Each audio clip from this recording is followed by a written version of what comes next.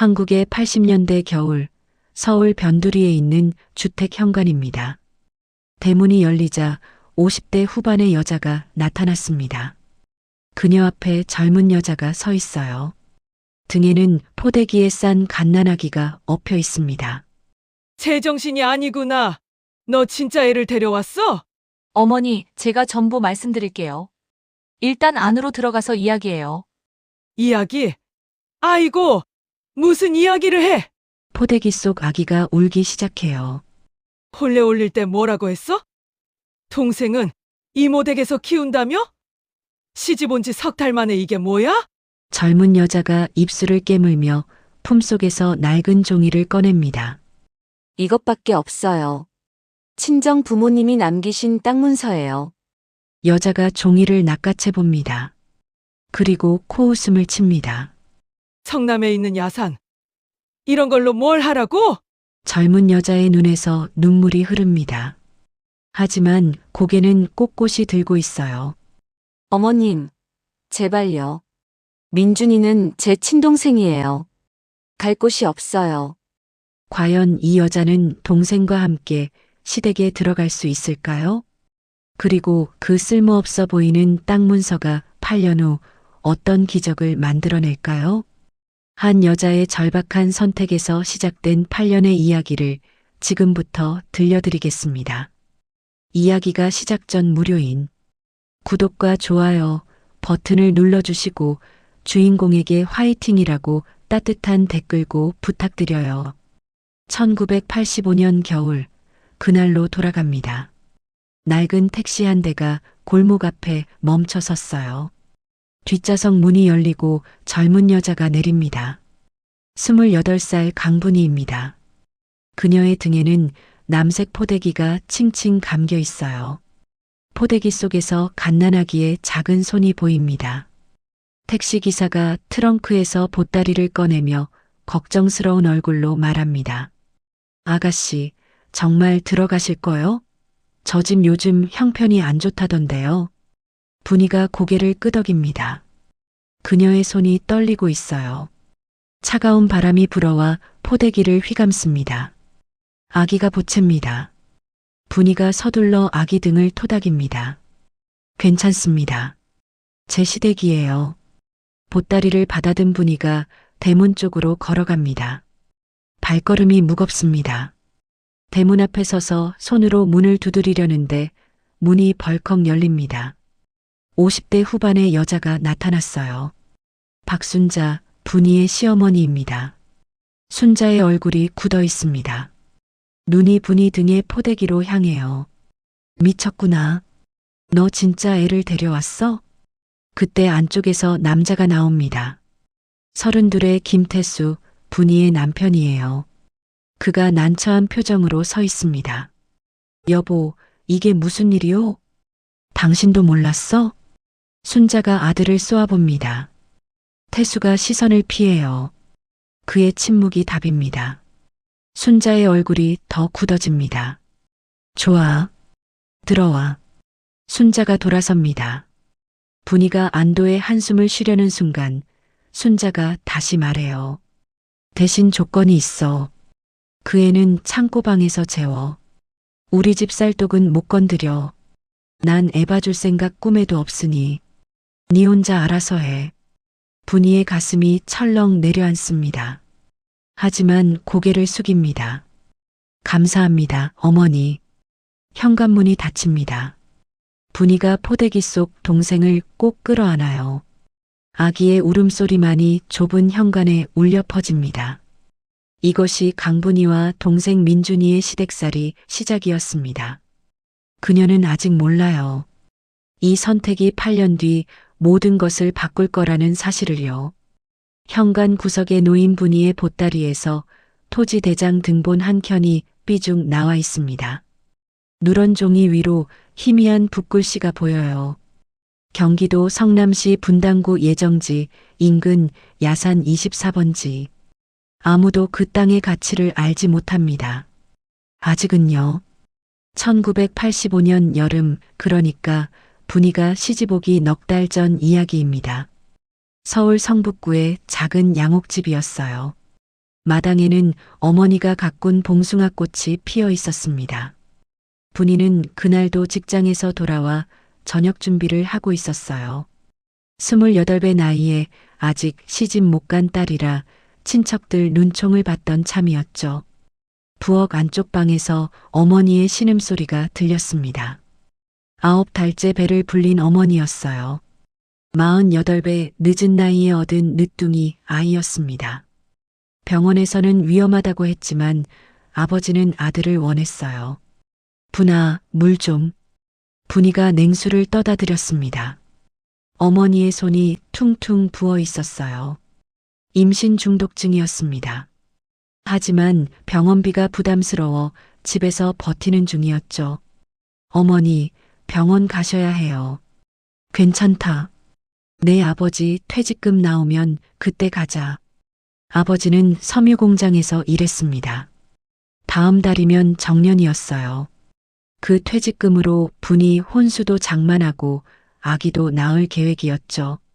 그런데 그날 밤이었습니다.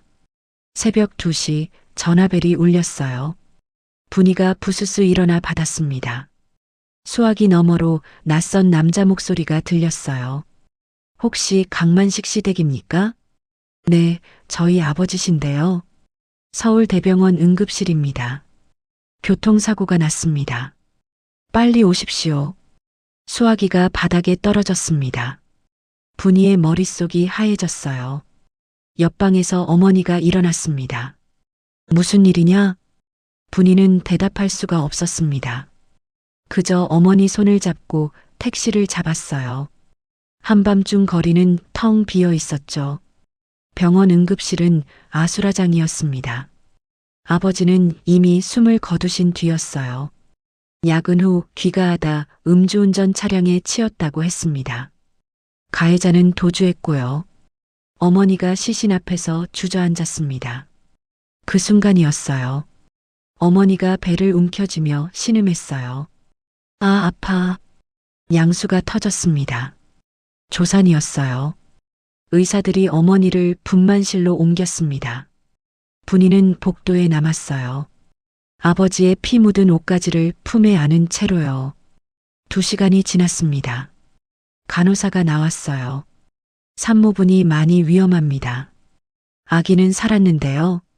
어머니는요? 간호사가 고개를 저었습니다. 분이의 다리에 힘이 풀렸어요. 새벽 5시 어머니가 돌아가셨습니다. 아기를 낳고 2시간 만이었어요. 마지막 말씀은 이거였습니다. 분아, 민준이 부탁한다. 민준이, 엄마가 지어준 동생 이름이었습니다. 하루아침에 부모님을 잃었습니다. 장례식장은 쓸쓸했어요. 부모님 친구들은 벌써 나이 들어오기 힘들었고 친척들은 축의금도 없이 왔습니다. 오히려 조문객들이 수군거렸어요. 저 나이에 애를 가지니까 이렇게 되지. 이제 저 처녀가 갓난애를 어쩌려고. 보육원 보내야지 뭐. 분이가 신생아실 유리창 너머로 민준이를 봤습니다. 작은 손을 꼭 쥔 채 자고 있었어요. 그 순간 분이는 결심했습니다. 내가 키운다. 절대 버리지 않는다. 하지만 현실은 냉혹했어요. 아버지 퇴직금은 병원비와 장례비로 다 나갔습니다. 남은 건 경기도 어딘가에 있는 야산 땅 한 뼘뿐이었어요. 친척들이 모여 회의를 했습니다. 분이는 시집 보내고 애는 보육원 보내자. 큰아버지가 단호했어요. 다른 친척들도 고개를 끄덕였습니다. 분이가 반발했어요. 안 됩니다. 민준이는 제가 키울 겁니다. 내가 뭘로 키워? 직장 월급으로 애 분유값도 안 나와. 말문이 막혔습니다. 실제로 그랬어요. 분이의 월급은 15만 원이었습니다. 방 한 칸 월세도 빠듯한 돈이었죠. 그때 중매쟁이 아주머니가 찾아왔습니다. 분이야, 좋은 혼처가 있다. 김진사 댁 차남인데 서울서 직장 다니는 괜찮은 총각이야. 저는 지금 혼인 생각 없습니다. 이 고집불통아. 내가 언제까지 혼자 살려고? 시집가야 살지. 그래도 내가 너희 부모님이랑 인연이 많아서 이런 자리를 주는 거야. 중매쟁이는 김씨 집안 이야기를 늘어놓았어요. 중산층이고 시어머니가 좀 까다롭지만 살림은 넉넉하다고 했습니다. 분이는 귀를 닫았어요. 하지만 한 달 뒤 친척들이 민준이를 보육원에 보내려 했을 때 분이는 무릎을 꿇었습니다. 중매 부탁합니다. 대신 조건이 있어요. 동생을 데려갈 수 있게 해주세요. 중매쟁이가 난처한 표정을 지었어요. 그건 좀 어려운데 시댁에서 싫어할 거야. 거짓말하겠습니다. 동생은 이모가 키운다고 하고요. 혼인 후에 데려올게요. 중매쟁이가 한숨을 쉬었습니다. 하지만 혼처를 주선했어요. 그렇게 분이는 김태수를 만났습니다. 혼례는 간소했어요. 친정 식구가 없으니 화려할 이유도 없었죠. 시댁 식구들은 분이를 훑어봤습니다. 시어머니 박순자의 눈빛이 차가웠어요. 동생은 어디 있대? 이모네 집에서 키웁니다. 거짓말이었습니다. 민준이는 그때 친척집 창고방에 맡겨져 있었어요. 분이는 매일 퇴근 후 몰래 찾아가 젖병을 물렸습니다. 석 달이 지났습니다. 친척 아주머니가 더는 못 맡겠다고 했어요. 분이야, 미안하다. 우리도 먹고 살기 바빠. 이해 어떻게든 해라. 분이는 그날 밤 잠을 이루지 못했습니다. 새벽까지 고민하다 결심했어요. 동생을 데려오기로요. 한편 시어머니 박순자에게도 아픈 과거가 있었어요. 그녀 역시 30년 전 21살에 시집왔습니다. 사랑하는 사람이 있었지만 집안의 반대로 헤어졌죠. 그 사람 이름은 김철수였어요.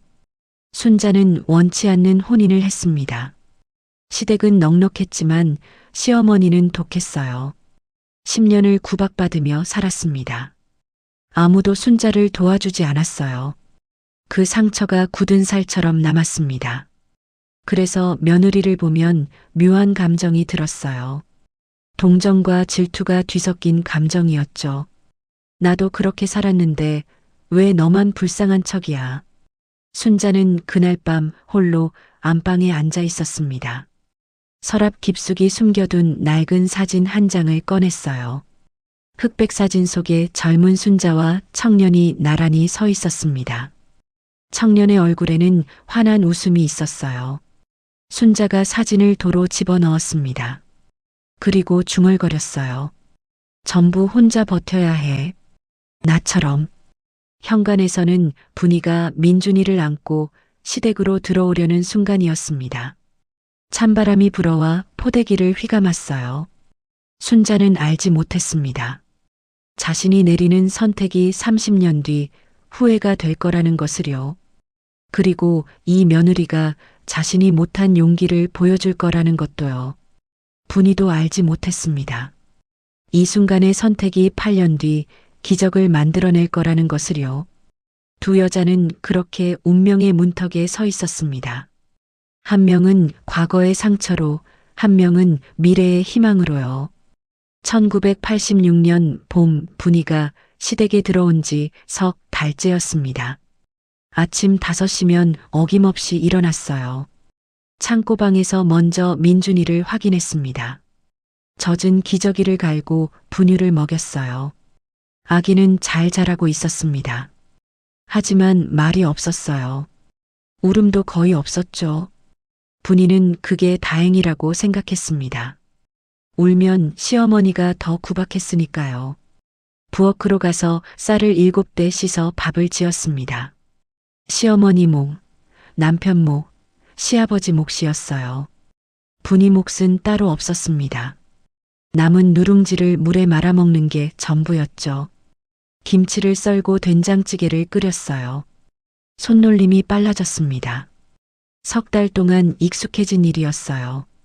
상을 차려 안방으로 들어갔습니다. 식사하세요, 어머니.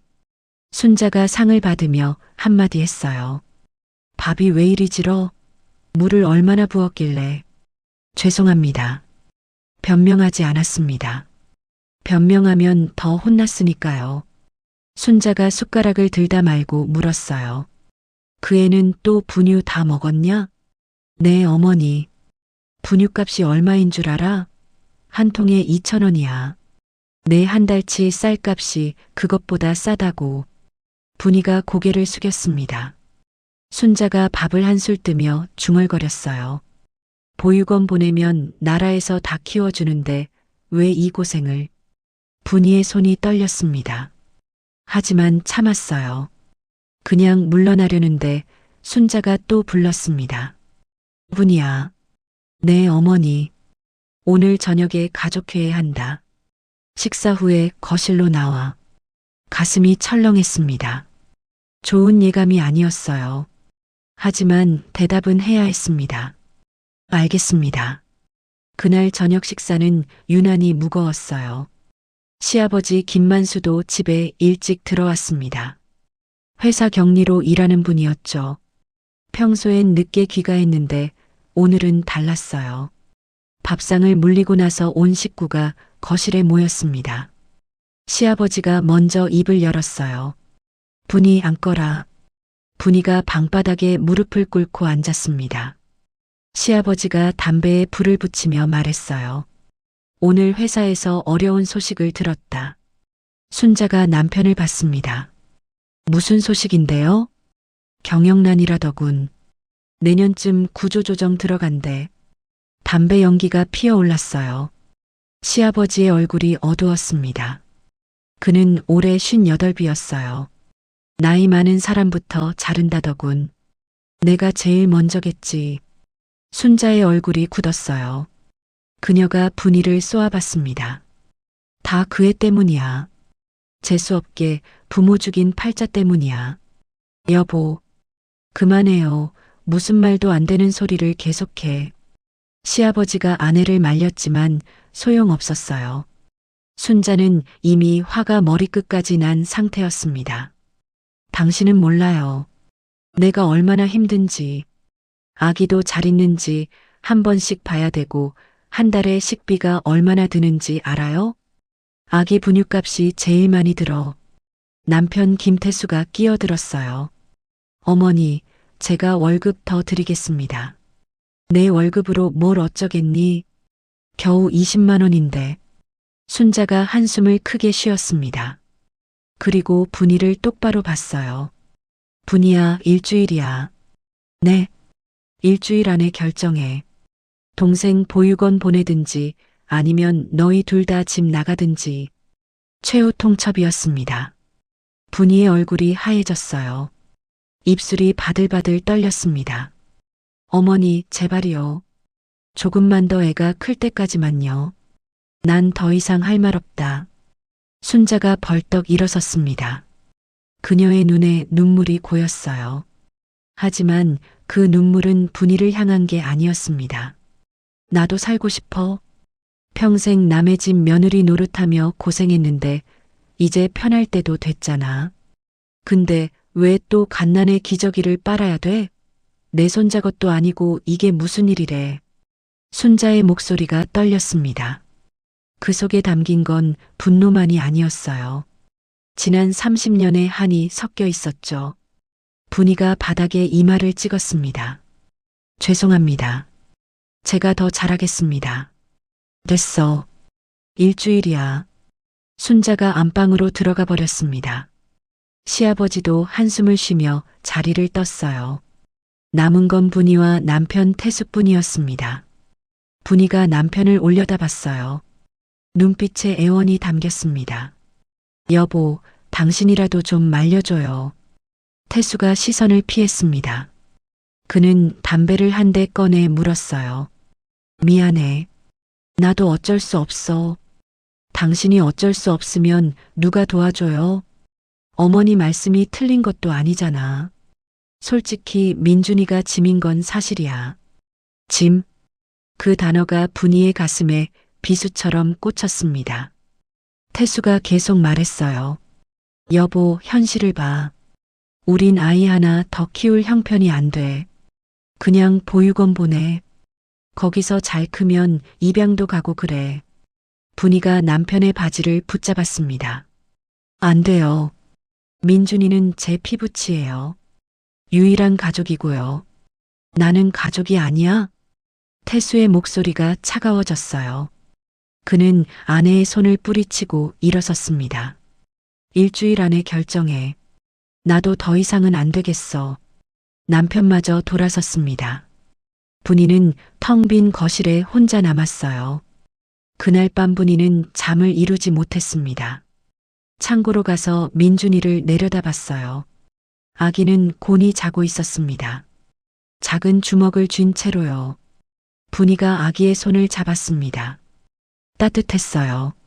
눈물이 주르륵 흘렀습니다. 미안해, 민준아. 누나가 무능해서. 다음 날 아침 분이는 결심했습니다. 일찍 집을 나섰어요. 민준이를 포대기에 업고요. 시어머니가 뭐라 했지만 무시했습니다. 분이는 친정집으로 향했어요. 이미 다른 사람이 살고 있었지만 부동산 중개소는 그대로였습니다. 간판에 김철수 공인중개사라고 적혀 있었어요. 문을 열고 들어갔습니다.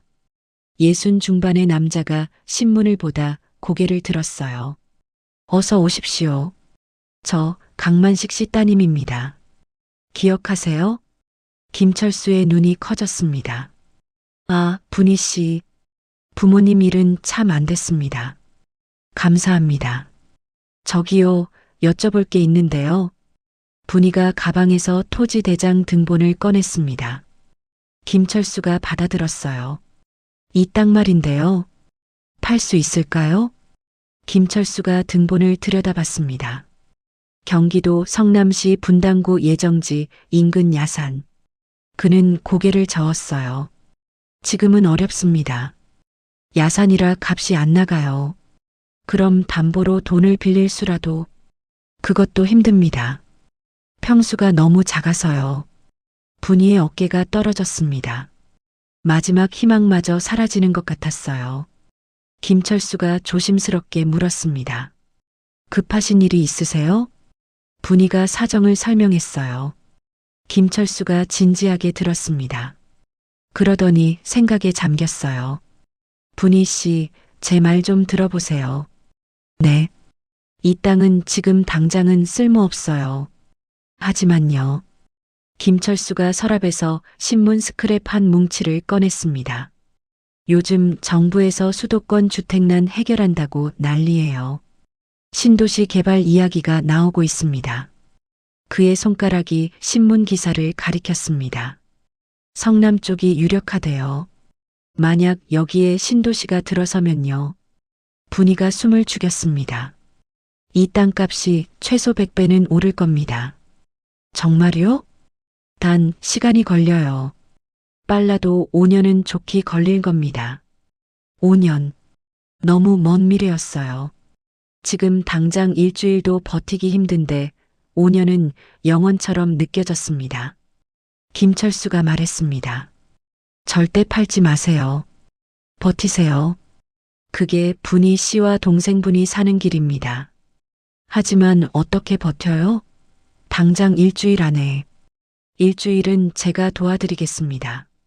김철수가 주머니에서 돈봉투를 꺼냈어요. 이걸로 분유 사세요. 그리고 시어머니께 드리고요. 제가 좀 더 알아보겠습니다. 분이가 눈물을 흘렸습니다. 감사합니다. 정말 감사합니다. 아닙니다. 제가 더 일찍 알려드렸어야 했는데. 김철수의 눈빛이 복잡했습니다. 그 속에 무언가 말하지 못한 사연이 있어 보였어요. 분이가 돌아오는 길이었습니다. 가슴에 희망이 피어올랐어요. 5년. 길지만 불가능한 건 아니었습니다. 집에 도착하니 순자가 대문 앞에 서 있었어요. 어딜 갔다 와? 장 보러 갔습니다. 장바구니가 비었는데? 순자가 눈을 가늘게 떴어요. 분이가 돈봉투를 내밀었습니다. 이거 받았습니다. 친정 친척이 주셨어요. 분유값이랑 식비로 쓰라고요. 순자가 돈봉투를 받아들었습니다. 10만 원이 들어 있었어요. 그녀의 표정이 조금 풀렸습니다. 친정이 이제라도 정신 차렸네. 순자가 돌아섰습니다. 하지만 완전히 들어가기 전에 말했어요. 그래도 일주일은 그대로야. 결정해. 문이 닫혔습니다. 분이는 깊은 숨을 쉬었어요. 그날 밤 창고에서 민준이를 안으며 속삭였습니다. 민준아, 우리 버티자. 5년만 버티면 돼. 아기가 작은 손을 뻗었습니다. 분이가 그 손을 잡았어요. 그 순간 결심이 섰습니다. 집을 나가지 않겠다고, 버티겠다고, 어떤 모욕을 당해도 5년을 견디겠다고요. 그것이 분이의 선택이었습니다. 가을이 지나고 겨울이 왔습니다. 분이는 살아남기 위해 움직였어요. 새벽 5시에 일어나 집안일을 했습니다. 밥을 짓고 빨래를 하고 마당을 쓸었어요. 7시가 되면 민준이에게 분유를 먹이고 창고방에 뉘었습니다. 8시에 집을 나섰어요. 시내버스를 2번 갈아타고 종로의 양복점으로 갔습니다. 거기서 일했어요. 단추 달고 시침질하는 일이었죠. 월급은 7만 원이었습니다. 저녁 6시에 퇴근했어요. 집에 돌아오면 7시였습니다. 또 밥을 짓고 설거지를 했어요. 민준이를 씻기고 재웠습니다. 밤 10시가 되어야 자기 몸을 누일 수 있었어요. 그렇게 1년이 흘렀습니다. 분이의 몸무게가 5kg이나 빠졌어요. 손은 거칠어지고 얼굴엔 기미가 생겼습니다. 29살 얼굴이 35처럼 늙어 보였죠. 하지만 포기하지 않았습니다. 김철수의 말을 믿었으니까요. 5년만 버티면 된다고 스스로를 다독였어요. 그런데 문제가 생겼습니다. 87년도 봄이었죠. 민준이가 2도를 넘겼는데도 말을 하지 않았어요. 다른 아이들은 엄마 아빠 소리를 할 나이였습니다. 하지만 민준이는 옹알이조차 없었어요. 눈도 잘 안 마주쳤습니다. 분이가 아무리 불러도 딴 데를 봤어요. 혼자 창고 구석에 앉아 손가락만 빨았습니다. 동네 아주머니들이 수군거렸어요. 어느 날 시장 입구에서 장을 보는데 옆 동네 안악이 말했습니다. 분이 씨, 동생이 좀 이상하지 않소? 네. 아무리 봐도 정상이 아닌 것 같은데. 말도 못하고. 분이의 손이 멈췄어요. 다른 아주머니가 거들었습니다. 그러게 말이오. 저 나이면 뛰어다닐 때인데 꼼짝도 안 하잖소. 아이고, 불쌍도 해라.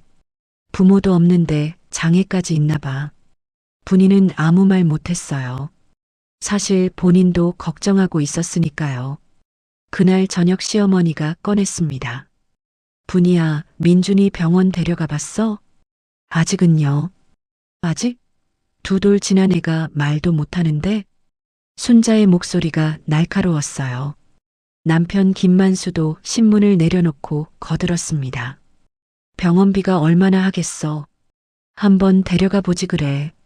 돈이 없어서 못 갑니다. 분이의 대답에 순자가 비웃었어요. 돈이 없어? 내가 버는데. 그 돈 다 어디 쓰는데? 분유값 하고 기저귀 사는데 다 나갑니다. 거짓말. 7만 원이면 남을 텐데. 순자가 따지고 들었어요. 사실 돈은 한 푼도 안 남았습니다. 분유 한 통에 2,000원, 한 달에 10통이면 2만 원이었어요. 기저귀와 옷가지까지 사면 5만 원이 나갔죠. 나머지 2만 원은 김철수에게 조금씩 갚고 있었습니다. 분이는 설명하지 않았습니다. 해봤자 믿지 않을 테니까요.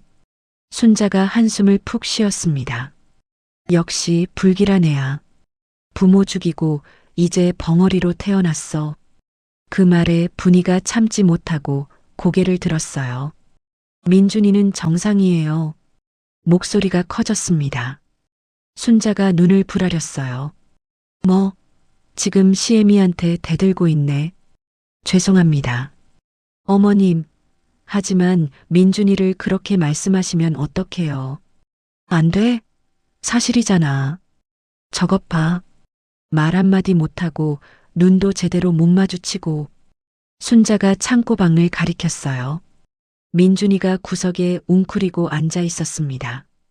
정말로 다른 아이들과 달라 보였어요. 분이의 가슴이 아팠습니다. 하지만 믿고 싶었어요. 민준이는 괜찮다고 그저 좀 늦을 뿐이라고요. 며칠 뒤 일요일이었습니다. 분이는 민준이를 업고 김철수 중개소를 찾아갔어요. 문을 열고 들어가니 김철수가 책상에 앉아 있었습니다. 어서 오십시오.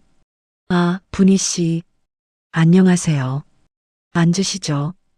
그동안 어떻게 지내셨어요? 분이가 민준이를 내려놓고 앉았습니다. 김철수가 민준이를 보더니 미소 지었어요. 많이 컸네요. 몇 살이에요? 2돌 지났습니다. 건강해 보이는군요. 그 말에 분이의 눈시울이 붉어졌습니다. 건강하다는 말이 이렇게 고마울 줄 몰랐어요. 김철수가 눈치챘습니다. 무슨 일 있으세요? 분이가 고개를 저었습니다. 하지만 눈물이 주르륵 흘렀어요. 참았던 게 터진 거였습니다. 죄송해요. 그냥 힘들어서요. 천천히 말씀해 보세요. 분이가 민준이 이야기를 꺼냈습니다. 말을 안 한다는 것, 눈을 안 마주친다는 것, 동네 사람들이 뭐라 한다는 것까지요. 김철수가 조용히 들었어요. 그러더니 민준이 쪽으로 다가갔습니다. 민준이는 구석에 앉아 바닥만 보고 있었어요. 민준아. 김철수가 불렀지만 민준이는 반응이 없었습니다. 하지만 김철수는 포기하지 않았어요. 무릎을 꿇고 민준이와 같은 눈높이가 됐습니다. 민준아, 아저씨 좀 봐. 여전히 반응 없었어요. 김철수가 주머니에서 사탕 하나를 꺼냈습니다. 민준이 앞에 놓았어요. 맛있는 거야. 먹을래? 민준이의 눈이 살짝 움직였습니다. 사탕을 봤어요. 하지만 손은 뻗지 않았습니다. 그때 신기한 일이 일어났습니다. 민준이가 바닥에 손가락으로 무언가를 그리기 시작했어요. 선 하나, 또 하나. 복잡한 문이었습니다. 김철수가 가만히 지켜봤어요. 민준이는 계속 그렸습니다. 그림 같기도 하고 글자 같기도 했어요. 김철수가 자리로 돌아와 앉았습니다. 분이에게 말했어요. 걱정 마세요. 네. 저 아이는 말 못하는 게 아닙니다. 그럼요. 김철수가 조심스럽게 말했습니다. 안 하는 거예요. 아직 때가 안 됐다고 생각하는 거죠. 분이가 이해가 안 됐어요. 김철수가 설명했습니다. 제가 보기엔 저 아이가 굉장히 영리해요. 주변을 관찰하고 있어요. 말은 못해도 다 이해하고 있다고 봅니다. 정말요? 네. 조금만 기다려 보세요. 언젠가 입을 열 겁니다. 분이의 가슴에 희망이 피어올랐습니다. 김철수가 덧붙였어요. 그리고 분이 씨, 신도 씨 이야기 들으셨어요? 아니요. 김철수가 신문을 펼쳤습니다. 경제면 기사였어요. 정부에서 올해 안에 신도시 후보지 발표한답니다. 성남이 유력하고요. 그럼 우리 땅은요? 가치가 오르기 시작할 겁니다. 아직은 조금 더 기다려야 하지만요. 김철수의 말에 분이는 용기를 얻었습니다. 집으로 돌아오는 길이 조금 가벼웠어요. 하지만 그날 밤이었습니다. 시아버지 김만수가 집에 일찍 들어왔어요. 얼굴이 창백했습니다. 손에 서류 봉투를 들고 있었어요. 여보, 무슨 일이에요? 순자가 물었습니다. 만수가 주저앉았어요. 해고당할 것 같소? 뭐라고요? 구조조정이래. 서류를 탁자에 던졌습니다. 퇴직금 명세서였어요. 생각보다 적은 금액이었습니다. 순자의 얼굴이 하얘졌습니다. 만수가 고개를 떨궜어요. 이제 어떻게 살아야 하나? 집안 분위기가 급속도로 냉랭해졌습니다. 순자는 식비를 더 줄였어요. 분이의 몫은 더 작아졌습니다. 며칠 뒤 순자가 분이를 불렀습니다. 분이야. 네, 어머니. 내 월급 얼마야? 7만 원입니다. 5만 원 내놔. 분이의 가슴이 철렁 내려앉았습니다. 하지만 어머니, 민준이 분유값이 이제 애기도 죽 끓여 먹이면 되지 비싼 분유 언제까지 먹이려고 그래. 순자의 목소리가 단호했어요. 분이는 할 수 없이 고개를 끄덕였습니다. 그날부터 분이는 더 궁핍해졌습니다. 월급 2만 원으로 민준이를 키워야 했어요. 분유를 줄였습니다. 하루 4번 먹이던 걸 3번으로 줄였어요. 민준이가 배고파하는 게 보였습니다. 하지만 울지 않았어요. 그저 작은 손으로 배를 만질 뿐이었습니다. 분이는 자기 밥을 더 줄였습니다. 누룽지도 밥만 먹었어요. 몸무게가 더 빠졌습니다. 어느 날 밤 분이가 창고방에서 민준이를 안고 있었어요. 아이가 배고파 칭얼거렸습니다. 미안해, 민준아. 조금만 참아. 그때 민준이가 처음으로 분이 눈을 똑바로 봤습니다. 잠깐이었지만 분명했어요. 그리고 작은 손으로 누나 볼을 만졌습니다. 마치 괜찮다고, 누나가 더 힘들다고 말하는 것 같았어요. 분이가 민준이를 꼭 껴안았습니다. 고마워, 민준아. 우리 조금만 더 버티자. 창 밖으로 별이 보였습니다. 분이는 그 별을 보며 기도했어요. 부모님, 조금만 더 힘주세요.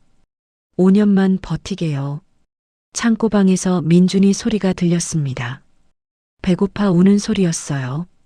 순자는 귀를 막으려다 말았습니다. 부엌으로 가서 찬장을 열었어요. 분유 한 통을 꺼냈습니다.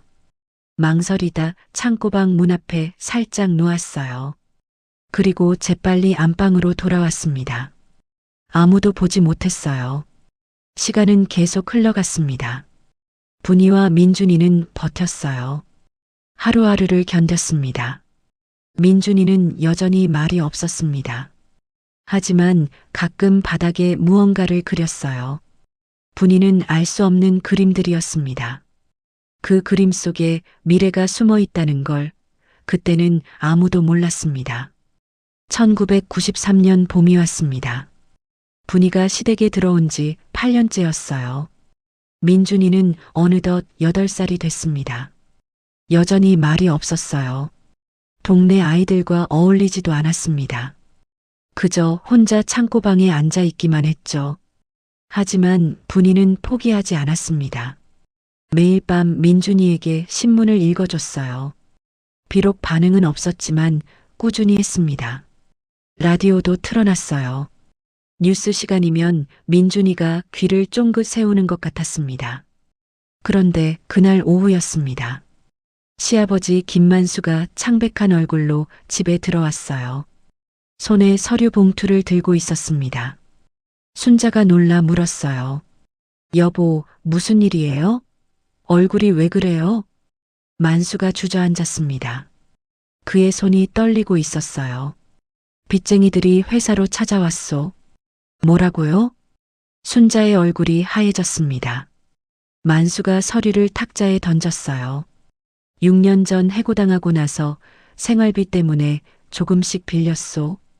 은행에서 사채해서 얼마나요? 합치면 3억이요. 순자가 비명을 질렀습니다. 만수가 고개를 떨궜어요. 이번 주까지 안 갚으면 집을 넘긴대. 우리 집을? 이 집을? 순자가 남편의 멱살을 잡았어요. 하지만 이미 늦었습니다. 며칠 뒤 빚쟁이들이 찾아왔어요. 덩치 큰 남자 셋이었습니다. 그들은 집안을 둘러보며 물건을 체크했어요. 이 장롱 얼마쯤 하겠어? 텔레비전은 신형이네. 이것도 가져가야지. 순자가 그들 앞에 무릎 꿇었습니다. 제발 일주일만 기다려 주십시오. 돈 마련할게요. 할머니, 벌써 3달 미뤘잖소. 이제는 안 돼. 빚쟁이들은 냉정했어요. 그들이 장롱을 들어 나르려는 순간이었습니다. 창고 문이 열렸어요. 민준이가 나왔습니다. 8살 아이가 걸어 나왔어요. 손에 종이 한 장을 들고 있었습니다. 아저씨, 모두가 얼어붙었습니다. 민준이의 목소리였어요. 8년 만에 처음 들어보는 목소리였죠. 분이가 숨이 멎었습니다. 순자도 눈이 휘둥그레졌어요. 민준이가 말을 한 겁니다. 민준이가 빚쟁이 앞으로 걸어갔습니다. 종이를 내밀었어요. 이거요. 이거 보세요. 빚쟁이 대장이 종이를 받았습니다. 펼쳐보더니 미간을 찌푸렸어요. 이게 뭐야? 종이에는 복잡한 그림이 그려져 있었습니다. 지도 같기도 하고 도형 같기도 했어요. 그 위에 숫자들이 빼곡했습니다. 민준이가 또박또박 말했습니다. 우리 땅이요. 경기도 성남 분당 쪽이요. 5년 후면 50억 될 거예요. 순간 정적이 흘렀어요. 누구도 말을 하지 못했습니다. 8살 아이 입에서 나온 말이라고는 믿기지 않았으니까요. 빚쟁이가 코웃음 쳤습니다. 꼬마야, 장난하니? 50억? 장난 아니에요. 여기 보세요. 민준이가 종이를 가리켰어요. 그의 손가락이 움직였습니다. 1989년에 정부가 분당 신도시 개발 발표했어요. 우리 땅이 개발 지역 바로 옆이에요. 지금은 평당 10만 원인데요. 민준이가 숫자를 짚어가며 설명했습니다. 1998년쯤 되면 평당 1,000만 원 돼요. 우리 땅이 500평이니까 50억이에요. 빚쟁이들이 어리둥절한 얼굴로 서로를 봤어요. 민준이가 계속 설명했습니다. 신문에 나왔어요. 분당 신도시 1년에 2만 세대 입주한대요. 학교도 짓고 상가도 짓고요. 우리 땅 옆에 큰 도로 들어와요. 그 말에 분이가 정신을 차렸습니다. 민준이 쪽으로 달려갔어요. 민준아. 분이가 민준이를 끌어안았습니다. 눈물이 쏟아졌어요. 민준이가 누나 품에 안기며 작게 말했어요. 누나, 괜찮아요. 내가 다 알아봤어요. 빚쟁이 대장이 종이를 다시 들여다봤습니다. 가만 보니 정말 정교했어요. 지도도 정확했고 숫자도 빈틈이 없었습니다. 이거 누가 그렸어? 저요. 민준이가 대답했습니다. 빚쟁이가 믿기지 않는다는 표정을 지었어요. 8살짜리가 이걸 그렸다고? 네. 누나가 매일 신문 읽어줬어요. 라디오도 들었고요. 분당 신도시 뉴스 많이 나왔어요. 민준이의 눈빛이 또렷했습니다. 8년간 한 번도 보지 못한 또렷함이었어요. 순자가 떨리는 목소리로 물었습니다. 민준아, 내가 정말 이걸 알았니? 네, 할머니. 8년 동안 봤어요. 누나가 읽어준 신문도요, 라디오 뉴스도요. 다 기억해요. 그제야 모두가 깨달았습니다. 민준이는 말 못하는 게 아니었어요. 안 한 거였습니다. 8년 동안 조용히 세상을 관찰하고 배우고 있었던 겁니다. 빚쟁이 대장이 부하에게 말했어요. 야, 이거 확인해봐. 신도시 개발 같은 거. 네, 형님. 부하 하나가 밖으로 나갔습니다. 1시간 뒤 돌아왔어요. 형님, 맞습니다. 성남 신도시 개발 진행 중이에요. 땅값 오르고 있대요. 빚쟁이 대장의 눈빛이 변했습니다. 그는 종이를 접어 주머니에 넣으려 했어요. 민준이가 소리쳤습니다. 안 돼요. 그거 우리 거예요. 꼬마야, 어른 일에 끼어들지 마. 빚쟁이가 민준이를 밀쳤습니다. 민준이가 바닥에 넘어졌어요. 분이가 달려가 민준이를 안았습니다. 그때였습니다. 대문이 벌컥 열렸어요. 김철수가 들어왔습니다. 그는 숨을 헐떡이고 있었어요. 잠깐, 빚쟁이들이 돌아봤습니다. 김철수가 서류 봉투를 꺼냈어요. 저는 공인중개사 김철수입니다. 이댁 땅 문제로 왔습니다. 당신은 누구요? 이댁 토지를 관리하는 사람입니다. 방금 민준이가 말한 내용 사실입니다. 김철수가 서류를 펼쳤어요. 정부 공문이었습니다. 분당 신도시 개발 계획서입니다. 이 땅은 곧 가치가 오릅니다. 빚쟁이 대장이 서류를 빼앗아 봤어요. 정말 정부 도장이 찍혀 있었습니다. 그래서요? 그 땅을 담보로 대출받을 수 있습니다. 3억 정도는 충분히 나옵니다. 김철수의 말에 순자가 벌떡 일어났어요. 정말입니까? 네. 제가 은행과 이야기했습니다. 땅 문서만 있으면 됩니다. 희망이 보였습니다. 순자가 분이를 봤어요. 분이가 품속에서 낡은 토지대장 등본을 꺼냈습니다. 8년간 몸에 지니고 다닌 종이었어요. 김철수가 받아들었습니다. 이걸로 내일 은행 가겠습니다. 돈은 일주일 안에 나옵니다. 빚쟁이 대장이 혀를 찼어요. 재수 없게. 그들이 돌아갔습니다. 집안이 조용해졌어요. 순자가 민준이 앞에 무릎 꿇었습니다. 눈물이 주르륵 흘렀어요. 민준아, 미안하다. 할머니가 미안해. 민준이가 고개를 가웃거렸습니다. 왜요? 그동안 내가 말 못하는 줄 알았어. 창고방에 가뒀고 밥도 제대로 안 줬어. 순자의 목이 메었습니다. 민준이가 작은 손으로 할머니 눈물을 닦아줬어요. 괜찮아요. 할머니도 힘들었잖아요. 저는 다 이해해요. 그 말에 순자가 민준이를 껴안았습니다. 8년 만에 처음이었어요. 분이는 멀찌감치 서서 그 광경을 봤습니다. 가슴이 벅차올랐어요. 민준이가 드디어 인정받는 순간이었으니까요. 김철수가 분이에게 다가왔습니다. 분이 씨, 축하합니다. 감사합니다. 그런데 어떻게 찾아오셨어요? 민준이가 어제 저를 찾아왔어요. 혼자서요. 네.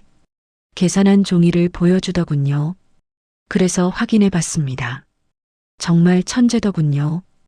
김철수가 민준이를 바라봤어요. 그의 눈에 경이로움이 담겼습니다. 저 아이는 보통이 아닙니다. 8년 동안 모든 걸 흡수했어요. 신문, 라디오, 누나가 읽어준 책. 그걸 머릿속에서 계산해낸 겁니다. 분이의 눈에서 눈물이 흘렀습니다. 기쁨의 눈물이었어요. 철수 씨 말씀대로였네요. 때가 되면 말한다고. 네. 저도 놀랐습니다. 8살 아이가 부동산 시장을 이렇게 정확히 예측하다니. 그날 저녁 식구들이 오랜만에 한자리에 모였어요. 밥상이 풍성했습니다. 순자가 직접 차린 상이었어요. 민준이가 할머니 옆에 앉았습니다. 순자가 반찬을 민준이 그릇에 올려줬어요. 많이 먹어라. 네, 할머니. 만수가 민준이에게 물었습니다. 민준아, 넌 어떻게 그걸 알았니? 할아버지 신문이요. 매일 봤어요. 할아버지가 읽고 창고 옆에 버리시잖아요. 만수가 놀랐습니다. 그걸 내가 읽었어? 네. 글자는 누나가 가르쳐 줬어요. 책 읽어주면서요. 민준이가 분이를 봤습니다. 분이가 눈물을 닦았어요. 누나 고마워요. 누나가 매일 읽어줘서 배웠어요. 아니야, 민준아. 내가 잘한 거야. 그 모습을 보며 순자는 생각했습니다. 자신이 얼마나 큰 실수를 할 뻔했는지를요. 이 아이를 내쫓으려 했던 것을요. 김철수도 생각했습니다. 분이가 포기하지 않아서 다행이라고. 그 선택이 결국 모두를 살렸다고요. 밤이 깊었습니다. 분이와 민준이가 창고방으로 돌아갔어요. 민준이가 누나 손을 잡고 물었습니다. 누나, 이제 우리 괜찮아? 응, 괜찮아. 내가 지켜줬어. 나는 누나가 지켜줬어요. 8년 동안요. 둘이 손을 잡고 앉았습니다. 창 밖으로 봄바람이 불어왔어요. 8년간 숨죽이며 기다렸던 기적이 드디어 시작되고 있었습니다. 하지만 분이는 아직 몰랐어요. 진짜 시련은 이제부터라는 걸요. 민준이가 천재라는 사실이 알려진 지 2년 반이 지났어요. 그동안 집안 분위기가 많이 바뀌었습니다. 순자는 민준이를 친손자처럼 대했고 분이에게도 함부로 하지 않았어요. 땅값도 조금씩 오르기 시작했습니다. 분당 신도시 개발이 본격화되면서 주변 땅값이 들썩였어요. 2억을 준다는 사람도 있었습니다. 하지만 민준이가 말렸어요. 아직이에요. 1998년까지 기다려야 해요. 그때 제일 비싸져요. 모두가 민준이 말을 믿었습니다. 10살짜리 아이의 판단을 어른들이 따랐어요. 그만큼 민준이의 계산은 정확했으니까요. 그런데 그날 저녁이었습니다. 텔레비전 뉴스에서 충격적인 소식이 나왔어요. 아나운서가 차분한 목소리로 읽었습니다. 정부는 오늘 분당 신도시 추가 개발 계획을 전면 재검토하기로 했습니다. 예산 부족을 이유로 당분간 공사를 축소한다고 밝혔습니다. 리모컨이 바닥에 떨어졌어요. 시아버지 만수가 떨어뜨린 겁니다. 뭐라고? 순자가 화면을 응시했습니다. 뉴스가 계속됐어요. 특히 외곽 지역 개발은 보류될 가능성이 크다고 전문가들은 전망하고 있습니다. 순자의 얼굴이 하얗게 질렸습니다. 분이는 숨이 막혔어요. 민준이만 멍하니 화면을 보고 있었습니다. 민준아. 순자가 떨리는 목소리로 불렀습니다. 이게 무슨 소리냐? 저도 몰라요. 민준이의 목소리도 떨렸어요. 처음 보는 당황한 모습이었습니다. 몰라. 내가 3년 안에 50억 된다고 했잖아. 순자의 목소리가 커졌습니다. 민준이가 뒷걸음질 쳤어요. 죄송해요. 제가 뭔가 착오가 있었던 것 같아요. 그 말에 순자가 주저앉았습니다. 만수도 소파에 털썩 앉았어요. 끝났어. 완전히 끝났어. 다음 날부터 상황이 급속도로 나빠졌습니다. 땅값이 폭락했어요. 2억을 부르던 사람들이 사라졌습니다. 오히려 1,000만 원에도 안 팔렸어요. 아무도 사려는 사람이 없었습니다. 더 큰 문제가 있었습니다. 2년 반 전 땅을 담보로 은행에서 3억을 빌렸는데 그 이자가 눈덩이처럼 불어나고 있었어요. 매달 100만 원씩 이자를 내야 했습니다. 만수의 가게는 적자였습니다. 분이 월급으로는 턱없이 모자랐어요. 이자를 못 내기 시작하자 은행에서 독촉장이 날아왔습니다. 한 달 안에 원금 갚지 않으면 집을 경매 넘깁니다. 순자가 독촉장을 구겨 던졌습니다. 그녀의 눈빛이 차갑게 식어갔어요. 일주일 뒤 저녁이었습니다. 순자가 분이를 불렀습니다. 분이야, 안방으로 와봐. 분이가 들어가니 순자가 차갑게 앉아 있었어요. 2년 반 만에 처음 보는 냉랭한 표정이었습니다. 민준이 데리고 나가거라. 분이의 심장이 멎는 것 같았어요. 어머니, 그게 무슨 말씀이세요? 못 알아듣겠어? 너희 둘 다 이제 각자 살 길 찾아가자는 거다. 하지만 민준이는 아직 어려요. 어디로 가요? 순자가 차갑게 말했습니다. 이젠 모든 게 다 끝났어. 이 집도 곧 넘어갈 거다. 내 동생 내가 알아서 해. 어머니, 제발요. 분이가 무릎 꿇었습니다. 하지만 순자는 돌아섰어요. 내일까지 짐 싸서 나가거라. 순자가 문을 쾅 닫아버렸습니다. 분이는 그 자리에 주저앉았어요. 몇 년을 버텼는데 결국 이렇게 되는 건가요? 창고방으로 갔습니다. 민준이가 구석에 앉아 울고 있었어요. 10살 아이의 눈에서 눈물이 주르륵 흘렀습니다. 누나, 미안해. 다 내 잘못이야. 아니야, 민준아. 맞아. 내가 계산을 틀렸어. 나 때문에 할머니가 화났어. 민준이가 흐느꼈습니다. 분이가 민준이를 끌어안았어요. 내 잘못 아니야. 아무도 미래를 정확히 알 수는 없어. 하지만 나는 천재라며. 천재가 틀리면 안 되는데. 민준이의 목소리에 자책이 가득했습니다. 분이의 가슴이 찢어지는 것 같았어요. 그날 밤 분이는 잠을 이루지 못했습니다. 새벽 4시쯤 몰래 집을 빠져나왔어요. 김철수 중개소로 향했습니다. 중개소 문은 잠겨 있었지만 2층 창문에 불이 켜져 있었어요. 분이가 문을 두드렸습니다. 철수 씨, 계세요? 잠시 뒤 김철수가 내려왔습니다. 놀란 얼굴이었어요. 분이 씨, 이 새벽에 무슨 일이세요? 도와주세요. 땅이 안 팔려요. 우리 쫓겨나요. 분이가 울먹이며 말했습니다. 김철수가 분이를 안으로 들였어요. 일단 앉으세요. 차 드릴게요. 김철수가 따뜻한 차를 내왔습니다. 분이가 사정을 설명했어요. 김철수가 진지하게 들었습니다.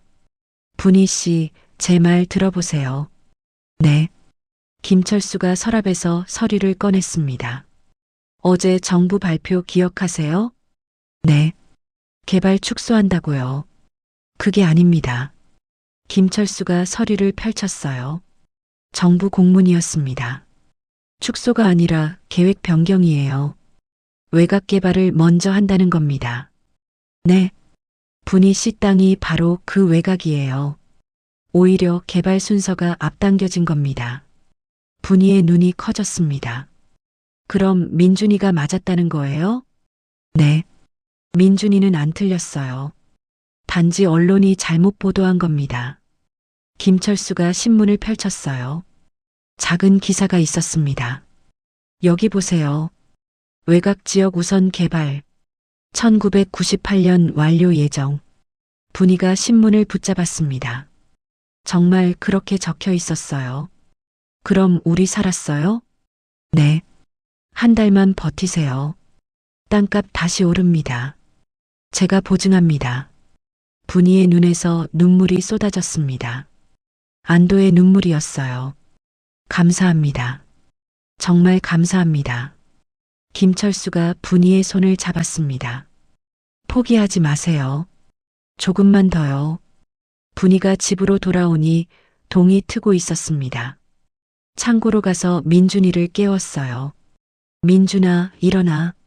민준이가 부스스 일어났습니다. 눈이 퉁퉁 부어 있었어요. 누나? 민준아, 내가 맞았어. 틀린 게 아니야. 분이가 신문을 보여줬습니다. 민준이가 기사를 읽었어요. 천천히 읽더니 얼굴이 환해졌습니다. 정말? 내가 안 틀렸어? 응. 내 계산이 정확했어. 단지 뉴스가 오보로 잘못 나온 거야. 민준이가 신문을 꼭 안았습니다. 그리고 또 울었어요. 이번엔 기쁨의 눈물이었습니다. 아침이 되었습니다. 분이가 안방으로 갔어요. 순자가 방에 있었습니다. 어머니, 분이가 신문을 내밀었습니다. 이거 보세요. 순자가 신문을 받아 읽었어요. 표정이 조금씩 바뀌었습니다. 이게 무슨 소리야? 외곽 우선 개발? 네. 우리 땅이 먼저 개발돼요. 민준이가 맞았어요. 순자가 신문을 꼭 쥐었습니다. 한참을 가만히 있더니 고개를 떨궜어요. 그럼 내가 또 잘못한 거네. 어머니, 미안하다. 어제 너무 심하게 말했어. 순자의 목소리가 떨렸습니다. 분이가 순자 손을 잡았어요. 괜찮아요. 어머니도 무서우셨던 거 알아요. 순자가 분이를 봤습니다.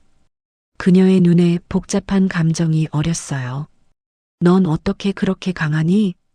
강한 게 아니에요. 그냥 포기 안 하는 거예요. 나는 포기했었는데. 순자가 혼잣말처럼 중얼거렸습니다. 무슨 의미인지 분이는 알 수 없었어요. 그날 오후 김철수가 찾아왔습니다. 순자가 문을 열었어요. 오랜만이요, 철수 씨. 순자 씨. 둘이 마주 섰습니다. 오랜 침묵이 흘렀어요. 들어오시죠. 순자가 김철수를 안으로 들였습니다. 거실에 앉았어요. 분이 씨한테 땅 이야기 해줬습니다. 고맙소. 당신이 아니었으면 우린 또 큰일 날 뻔했소. 아닙니다. 제가 더 일찍 알려드렸어야 했는데. 김철수가 미안한 표정을 지었습니다. 순자가 차를 따라주며 물었어요. 당신은 왜 이렇게까지 우리를 도와주는 거요? 김철수가 순자를 똑바로 봤습니다.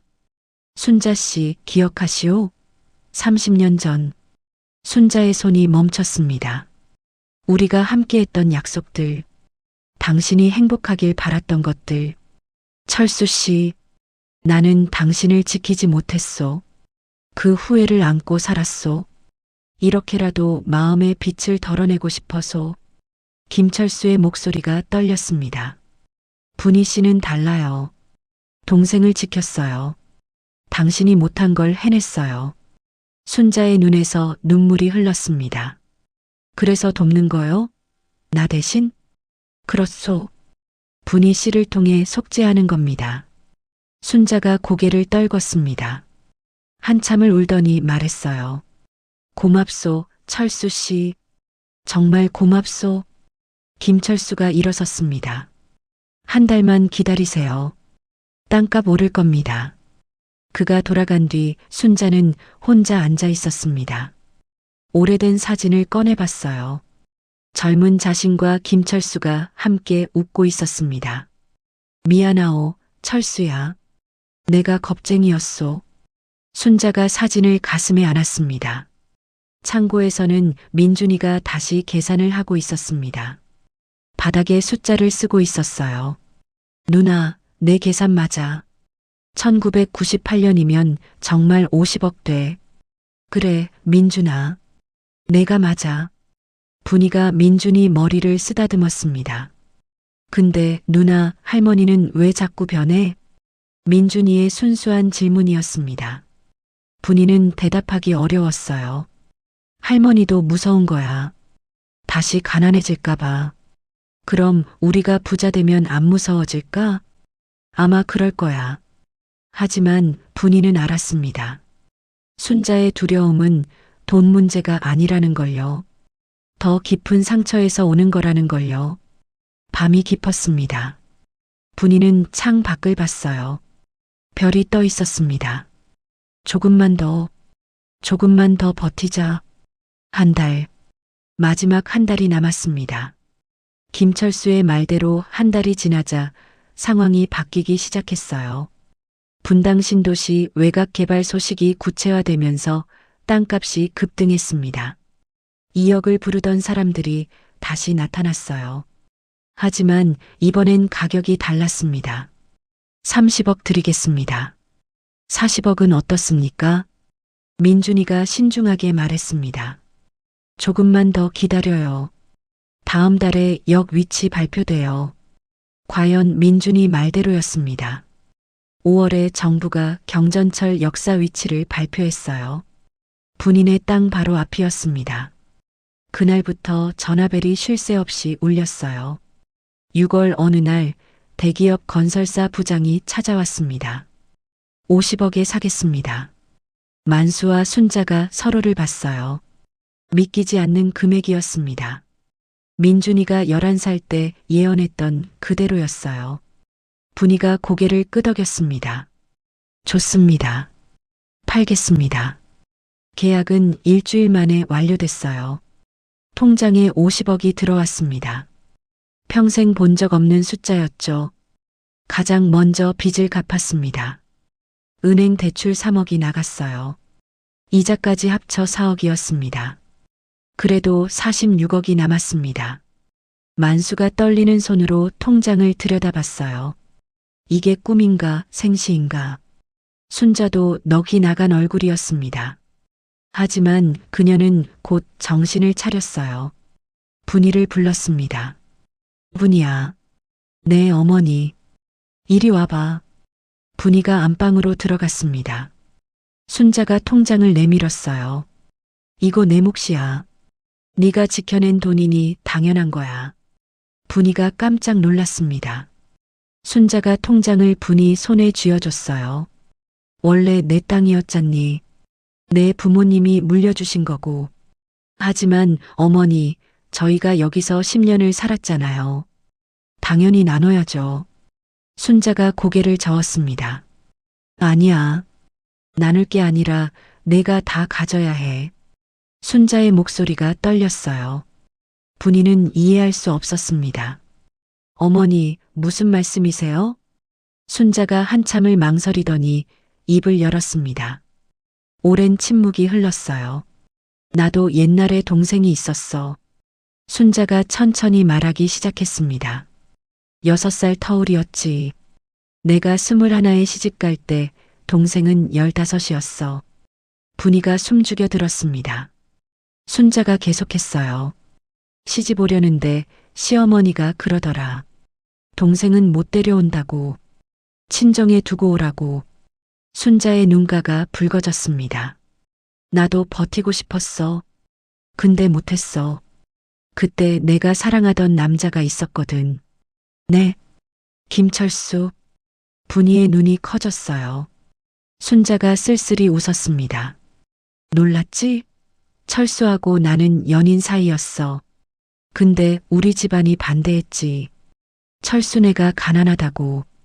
순자의 목소리에 한이 묻어났습니다. 그래서 강제로 지금 남편한테 시집 보낸 거야. 철수는 나를 데리고 도망가자고 했어. 근데 나는 안 갔어. 왜요? 무서웠어. 부모님한테 버림받을까봐. 동생을 누가 돌볼까봐. 순자가 눈물을 닦았습니다. 그래서 시집 왔어.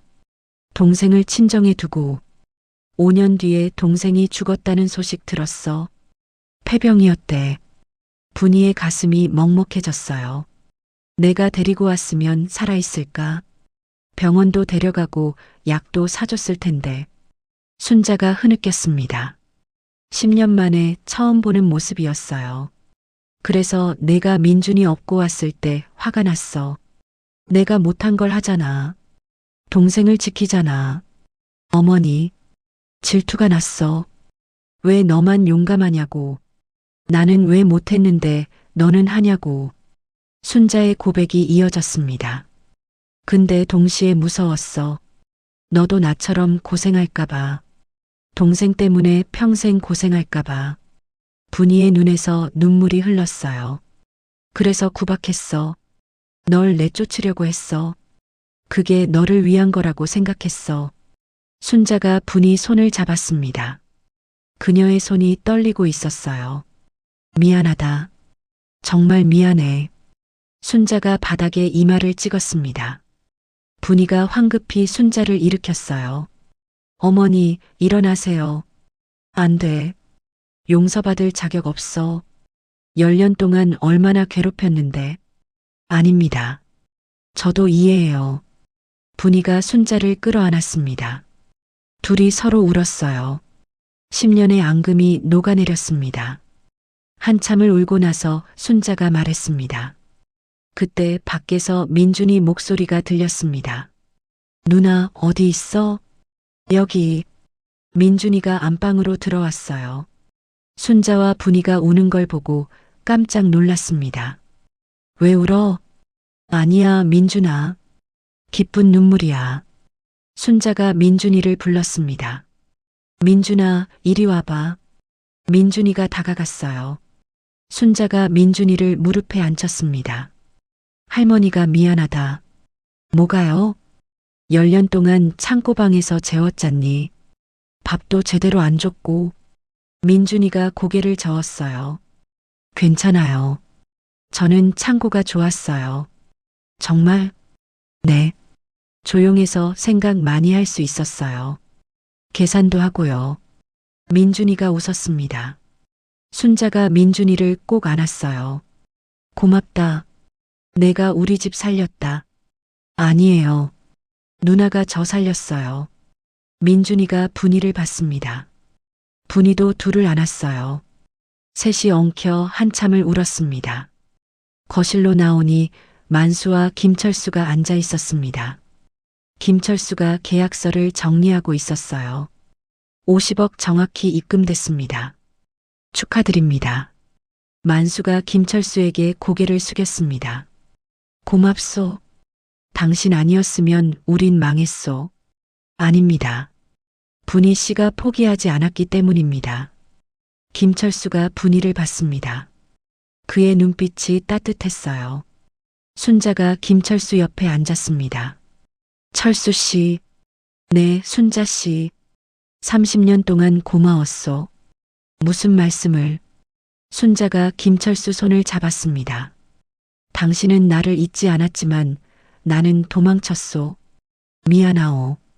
김철수가 고개를 저었어요. 아닙니다. 그때 제가 당신을 지키지 못해서 나 때문에 동생이 그렇게 된 것 같아서 항상 마음이 무거웠어요. 아니요. 내가 용기가 없었소. 순자의 목소리가 떨렸습니다. 분희는 달랐소. 동생을 지켰소. 내가 못한 걸 해냈소. 김철수가 분희를 봤습니다. 그래서 제가 도운 겁니다.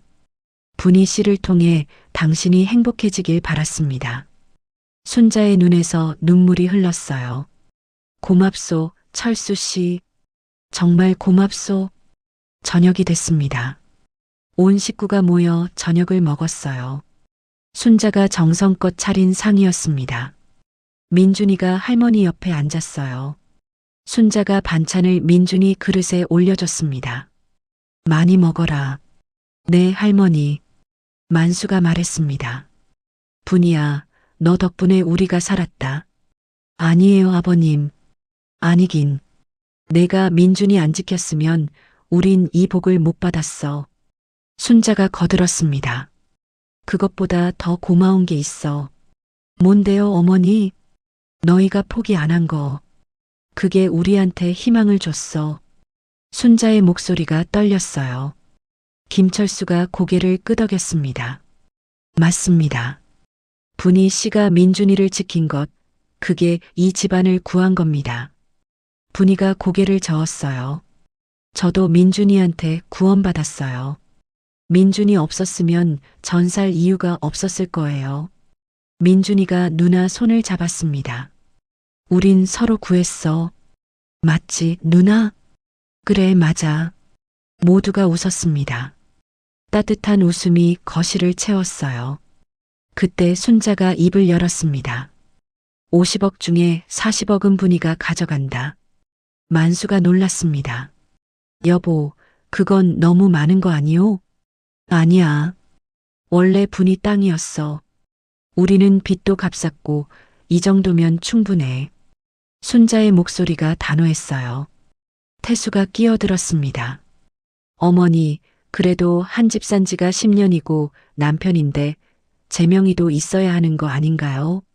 너는 입 다물어. 순자가 아들을 쏘아봤습니다. 10년 동안 내가 뭐 했어? 분이 힘들 때 방관만 하고 분이는 안중에도 없는 거 알고 있다. 태수가 움츠러들었어요. 순자가 분이를 봤습니다. 분이야, 이혼하고 싶으면 이혼하거라. 네. 내가 살아보니 이제 알겠더구나. 내 인생을 살 거라. 분이가 잠시 망설이더니 고개를 끄덕였습니다. 알겠습니다, 어머니. 태수가 발끈했어요. 여보, 이게 무슨... 미안해요. 전 이미 마음 정리했어요. 분이의 목소리가 차분했습니다. 10년간 쌓인 실망이 담겨 있었어요. 김철수가 일어섰습니다. 저는 이만 가보겠습니다. 순자가 현관까지 배웅했어요. 문 앞에서 둘이 마주 섰습니다. 철수 씨. 네. 행복했소? 김철수가 쓸쓸히 웃었습니다. 아니요. 하루도 행복한 적 없었소? 나도 마찬가지요. 순자가 눈물을 닦았습니다. 다음 생에는 용기 내겠소. 당신 손 꼭 잡겠소. 저도 그러겠습니다. 김철수가 돌아섰습니다. 그의 뒷모습이 쓸쓸했어요. 그날 밤 분이는 창고방에 앉아 있었습니다. 민준이가 옆에 왔어요. 누나, 우리 이제 여기 안 살아도 돼? 응. 우리 집 사자. 누나랑 민준이 둘이 살 집. 민준이가 환하게 웃었어요. 좋아. 누나 방도 있고 내 방도 있는 집? 그럼 큰 집 살 거야. 둘이 손을 잡고 웃었습니다. 창 밖으로 봄바람이 불어왔어요. 10년의 고난이 끝나고 새로운 시작이 보였습니다. 분이는 깨달았어요. 진짜 용기는 사랑하는 사람을 지키는 거라고. 그리고 그 용기가 결국 모든 걸 바꾼다는 것을요. 순자도 깨달았습니다. 자신이 못한 선택을 분이가 대신 해줬다고. 그래서 분이를 미워했지만 동시에 감사했다고요. 30년 전 못다한 사랑, 못 지킨 동생, 후회로 가득한 살. 하지만 분이를 통해 구원받은 겁니다. 밤하늘에 별이 떴습니다. 분이와 민준이가 창고 방문을 열고 별을 봤어요. 누나, 저 별 봐. 엄마 아빠 같아. 그러네. 우릴 지켜보고 계시나 봐. 응. 분명 기뻐하실 거야. 둘이 별을 보며 웃었습니다. 10년의 긴 여정이 끝났습니다. 이제 새로운 삶이 시작될 차례였어요. 그로부터 4년 뒤 2000년 봄이었습니다. 서울 강남구의 고급 아파트 거실에서 분이가 책을 읽고 있었어요. 39살이 된 분이었습니다. 얼굴에서 피곤함이 사라졌습니다. 기미도 많이 옅어졌어요. 머리를 단정하게 묶고 편안한 옷을 입고 있었습니다. 누나 다녀올게. 15살 민준이가 책가방을 메고 나왔어요. 과학고등학교 교복을 입고 있었습니다. 조심히 다녀와. 저녁 뭐 먹고 싶어? 짜장면. 알았어. 시켜놓을게. 민준이가 현관문을 나섰어요. 분이는 거실 창문으로 민준이가 걸어가는 모습을 봤습니다. 훤칠하게 큰 키, 당당한 걸음걸이. 더 이상 창고에 숨어 지내는 아이가 아니었어요. 전화벨이 울렸습니다. 순자였어요. 분이야, 나야. 어머니, 안녕하세요. 이번 주말에 올 거지? 네, 갈게요. 민준이 생일이잖니. 내가 미역국 끓여놓을게. 순자의 목소리가 따뜻했습니다. 4년 전과는 완전히 달랐어요. 어머니, 제가 사드릴게요. 편하게 계세요. 아니야. 내가 하고 싶어서 하는 거야. 우리 민준이 생일인데. 둘이 한참 통화를 했습니다. 이제는 서로 편한 사이였어요. 주말이 됐습니다. 분이와 민준이가 옛 시댁을 찾았어요. 집은 그대로였습니다. 순자와 만수가 계속 살고 있었거든요. 대문을 열고 들어서니 순자가 마당에서 화분을 만지고 있었습니다. 할머니, 민준이가 달려가 안겼어요. 순자가 민준이를 꼭 껴안았습니다. 아이고, 우리 민준이 왔네. 많이 컸다? 네. 할머니는요? 할머니도 건강하지. 셋이 집 안으로 들어갔어요. 거실 탁자에 음식이 가득했습니다. 미역국, 잡채, 불고기까지요. 어머니, 이렇게까지 안 하셔도 되는데. 아니야. 우리 민준이 생일인데 당연하지. 순자가 민준이에게 물었습니다. 공부는 잘 돼? 네, 재밌어요. 이번에 전국 수학경시대회 나가요. 우와, 우리 민준이 대단하네. 만수가 거실로 들어왔습니다. 손에 선물 상자를 들고 있었어요. 민준아, 할아버지가 선물 샀다. 뭐예요? 펴봐라. 민준이가 상자를 열었습니다. 새 계산기였어요. 공학용 계산기였습니다. 와, 감사합니다, 할아버지. 공부 열심히 해라. 넌 천재니까. 민준이가 웃으며 고개를 끄덕였어요. 점심을 먹고 나서 민준이가 물었습니다. 할머니, 창고 가봐도 돼요? 그래, 가봐라. 민준이가 마당으로 나갔어요. 창고 방문을 열었습니다. 안은 깨끗하게 정리돼 있었어요. 예전처럼 어둡지 않았습니다. 창문도 새로 냈고 바닥도 깔끔했어요. 순자가 손수 정리한 거였습니다. 책상과 의자도 놓여 있었어요. 작은 서가에는 책들이 꽂혀 있었습니다. 민준이가 바닥에 앉았어요. 손으로 바닥을 쓰다듬었습니다. 여기서 10년 살았지. 분이가 뒤따라 들어왔습니다. 민준이 옆에 앉았어요. 힘들지 않았어? 아니, 괜찮았어. 누나 있었으니까. 민준이가 웃었습니다. 분이가 민준이 머리를 쓰다듬었어요. 미안해. 더 좋은 데서 키웠어야 했는데. 무슨 소리야? 여기가 최고였어. 민준이가 벽을 가리켰습니다. 벽에 작은 낙서가 있었어요. 어린아이 글씨로 쓴 숫자들이었습니다. 내가 처음으로 계산한 거야. 땅값 계산. 분이가 낙서를 봤어요. 희미하지만 남아 있었습니다. 할머니가 지우지 말래. 기념으로 남기자고. 정말? 응. 할머니가 여기를 민준이 방이라고 불러. 분이의 눈시울이 붉어졌습니다. 순자가 변했다는 게 느껴졌어요. 민준이가 누나 손을 잡았습니다. 누나, 나 나중에 크면 할 거 있어. 뭔데? 재단 만들 거야. 부모 없는 아이들 돕는 재단. 분이가 놀라서 민준이를 봤어요. 왜 갑자기? 나랑 누나처럼 의지할 데 없는 아이들 많잖아.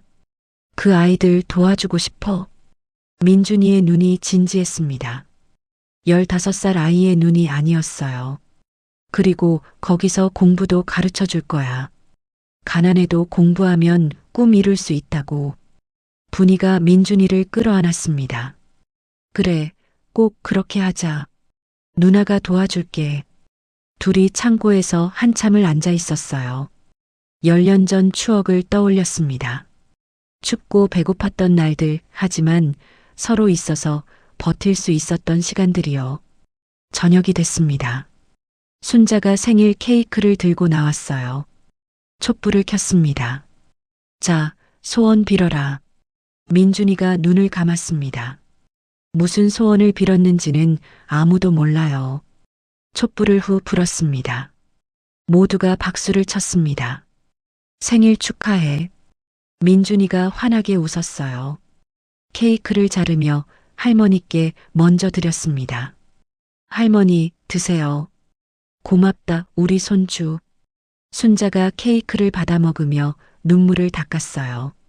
기쁨의 눈물이었습니다. 그 모습을 보며 분이는 생각했습니다. 10년을 기다린 보람이 있다고. 포기하지 않길 잘했다고요. 밤이 깊어 분이와 민준이가 집으로 돌아갈 시간이 됐습니다. 순자가 현관까지 배웅 나왔어요.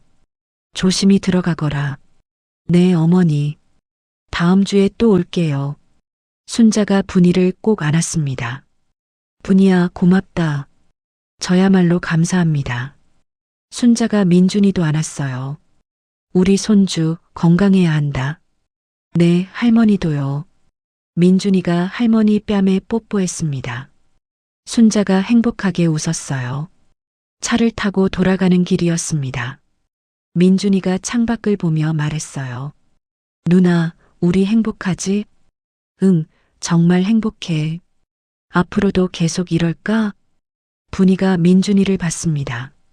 당연하지. 우린 이미 제일 힘든 걸 이겨냈잖아. 맞아. 10년을 버텼으니까. 민준이가 누나 손을 잡았어요. 누나 사랑해. 나도 사랑해, 민준아. 차가 밤거리를 달렸습니다. 가로등 불빛이 차창을 스쳐 지나갔어요. 분이는 생각했습니다. 11년 전 갓난아기를 업고 택시에서 내렸던 그날을요. 떨리는 손으로 시댁 문을 두드렸던 순간을요. 그때는 몰랐습니다. 그 선택이 이렇게 많은 걸 바꿀 거라는 걸요. 혹이라 불리던 아기가 천재가 됐습니다. 악역처럼 보였던 시어머니는 상처받은 사람이었어요. 그리고 끝까지 버틴 사랑이 결국 모두를 구했습니다. 며칠 뒤 분이는 혼자 옛 창고를 다시 찾았습니다. 순자가 시장 간 사이였어요. 창고 문을 열고 들어가 바닥에 앉았습니다. 손으로 바닥을 쓰다듬었어요. 민준이가 그린 낙서가 보였습니다. 어린아이 손글씨로 쓴 숫자와 그림들이요. 분이가 속삭였습니다. 엄마, 아빠, 보고 계세요? 민준이 잘 컸어요. 이제 저희 괜찮아요. 바람이 불어와 창고 문을 살랑 흔들었습니다. 마치 대답하는 것 같았어요. 분이가 일어서서 창 밖을 봤습니다. 마당에 봄꽃이 피어 있었어요. 고난의 시간은 끝났습니다. 이제 꽃이 피는 계절이 왔어요. 분이는 알았습니다. 진짜 용기는 포기하지 않는 거라고, 사랑하는 사람을 끝까지 지키는 거라고요. 그리고 그 용기가 기적을 만든다는 것을요. 창고 문을 닫으며 분이가 마지막으로 중얼거렸습니다. 고마워, 민준아. 내가 있어서 누나도 살았어. 햇살이 마당을 비췄습니다. 따뜻하고 환한 빛이었어요. 30년 전 추운 겨울날 시작된 이야기가 이제 따뜻한 봄날로 끝을 맺었습니다. 사랑은 포기하지 않는 것입니다. 그것이 이 이야기가 전하는 메시지였습니다. 지금 여러분의 곁에 있는 사람이 어쩌면 훗날 여러분을 구할 기적일지도 모릅니다. 포기하지 마세요. 끝까지 지켜주세요. 기적은 그렇게 시작됩니다. 이야기가 마음에 드셨다면 무료 구독과 좋아요 부탁드립니다. 끝까지 시청해 주셔서 감사합니다.